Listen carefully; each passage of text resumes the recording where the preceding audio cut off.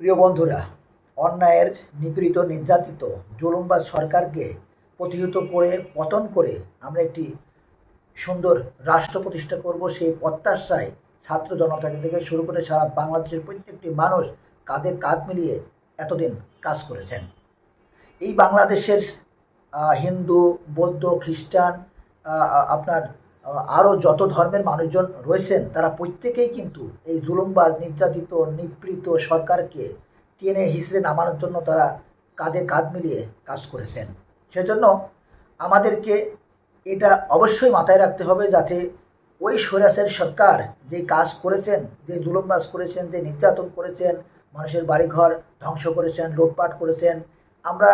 এই সমস্ত জায়গা থেকে বেরিয়ে এসে, এই অন্যায়ের জায়গা থেকে বেরিয়ে এসে, নিপীড়নের জায়গা থেকে বেরিয়ে এসে, জুলুমবাজ থেকে বেরিয়ে এসে আমরা প্রত্যেক মানুষের মধ্যে একটি সুন্দর সুশৃঙ্খল একটি পরিবেশ সৃষ্টি করে যাতে আমরা একটি সুন্দর রাষ্ট্র গঠন করতে পারি, সেই প্রত্যাশাই হোক আমাদের প্রত্যেকের মধ্যে। সুতরাং এখন থেকে আপনি আপনার নিজ দায়িত্বে, আপনি যেমন নিজে দায়িত্ব নেবেন, ঠিক তেমনই অন্যকে নিরসিত করবেন, যাতে করে বাংলাদেশের কোথাও, আপনার এলাকার কোথাও যাতে কোনো ধরনের হিন্দুদের, আপনার অন্য ভাইদের, তাদের ধর্ম তাদের উপাসনালয় থেকে শুরু করে তাদের যে কোনো ধরনের অবকাঠামো যাতে কোনো প্রকারের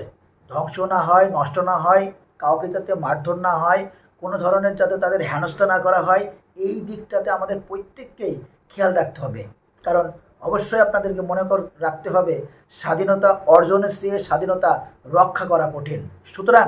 আমাদের এই বিজয়ের উল্লাসের মধ্যে অন্য কেউ ঢুকে যেন আমাদের এই বিজয়কে যাতে ম্লান করতে না পারে, সেই দিকে আমাদের প্রত্যেককেই খেয়াল রাখতে হবে। আর এতদিন আমরা যে অন্যায়ের বিপক্ষে, নিপীড়িত নির্যাতিত জুলুমবাজ সরকারের বিরুদ্ধে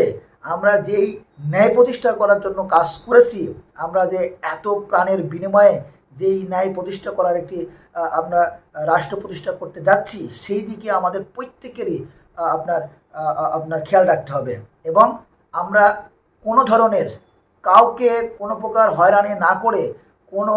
উপাসনালয় যাতে কোনো ধ্বংস না করে, আমরা যাতে সকলের সৌহার্দ্যপূর্ণ একটি সম্পর্ক তৈরি করে যাতে আগামী সুন্দর ভবিষ্যৎ উন্নয়নশীল রাষ্ট্র করতে পারি, সেই ধারাবাহিকতাতেই আমরা সবাইকে সাথে নিয়ে যেন কাজ করতে পারি। এজন্য প্রত্যেকের কাছে আমার আহ্বান থাকবে, সবাই ভালো থাকবেন। আসসালামু আলাইকুম ওয়া রাহমাতুল্লাহি ওয়া বারাকাতুহু।